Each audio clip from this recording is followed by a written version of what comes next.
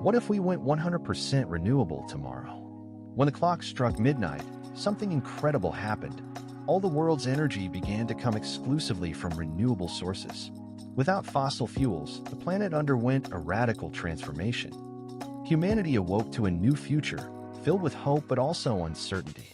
The change was not by choice. A secret group of scientists and activists had worked for decades on a revolutionary plan.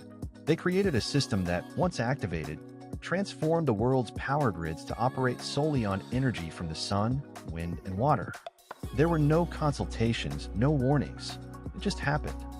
In an instant, oil, coal, and gas became obsolete. The first days were chaotic.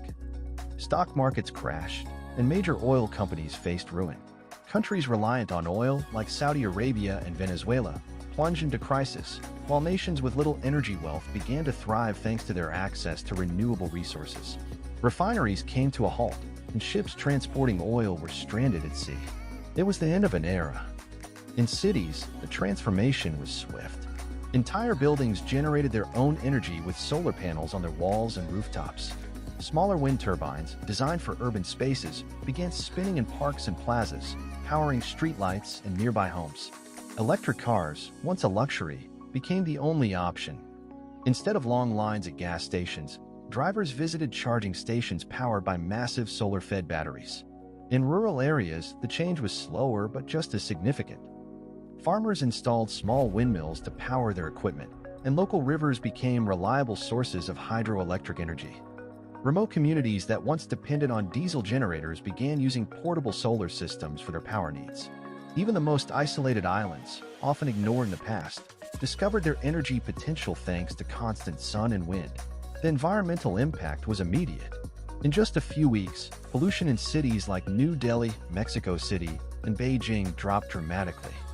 Skies that were once gray and laden with smog cleared, revealing a blue not seen in decades.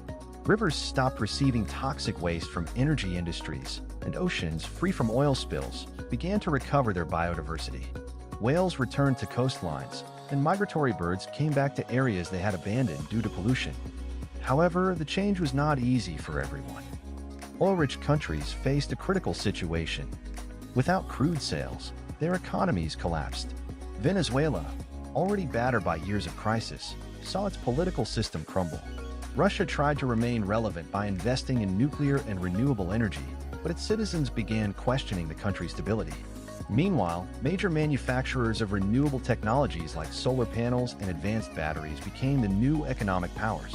Previously unknown companies gained immense power, dominating the production and distribution of these technologies. On a personal level, people also faced challenges. Although energy was now cheaper and cleaner, it required a change in habits.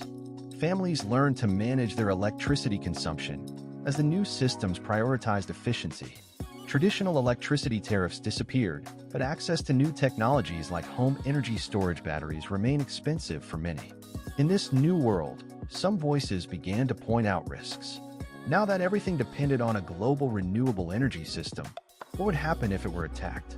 A cyber attack could paralyze an entire city in seconds. Concerns also arose over control of this new energy system falling into the hands of a few countries or companies, creating inequalities similar to those of the past. On the other hand, places long overlooked began to gain importance. Regions rich in renewable natural resources became key players in the new global economy. The Sahara, with its endless sunlight, became a leader in solar energy production. Miles of solar panels began supplying energy not only to Africa but also parts of Europe. Meanwhile, the coasts of Patagonia, known for their strong, constant winds, became major wind energy producers. These areas, once considered remote or useless, were now engines of clean energy for the world. However, this new prominence brought its own problems. Wealthy and powerful countries, which once controlled oil, began competing to influence these key renewable regions. Even with renewable energy, the struggle for power did not disappear. It simply took a different form. Despite the problems, the benefits of the change were clear. With less air pollution, people breathed easier. Many cities, once covered in smog and smoke, now had clear blue skies. This greatly improved public health. Hospitals saw fewer cases of respiratory illnesses like asthma and bronchitis, which had previously been common, especially among children and the elderly. Additionally, energy costs dropped significantly. There was no longer a need to pay for oil or gas, and electricity became cheaper for everyone. This particularly benefited poorer communities, which had previously spent much of their income on energy. Now they could use those resources to improve their homes, pay for education, or start small businesses. The change not only helped the environment, but also gave many people a chance to improve their quality of life. A cleaner world was also building a fairer one. With the world running 100% on renewable energy, humanity had a unique opportunity to start over. It was no longer about extracting limited resources, but learning to share an abundant energy supply.